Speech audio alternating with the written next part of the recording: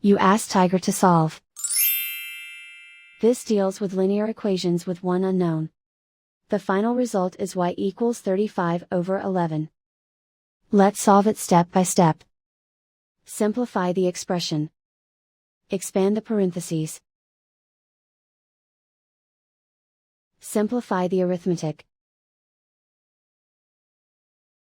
Group all y terms on the left side of the equation. Subtract 2y from both sides.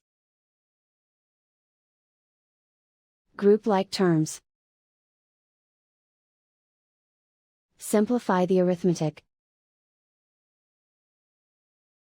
Group like terms. Simplify the arithmetic. Group all constants on the right side of the equation. Subtract 27 from both sides. Simplify the arithmetic.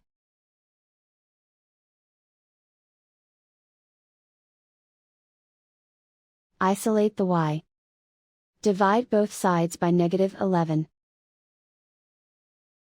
Cancel out the negatives. Simplify the fraction. Cancel out the negatives. And so the final result is y equals 35/11.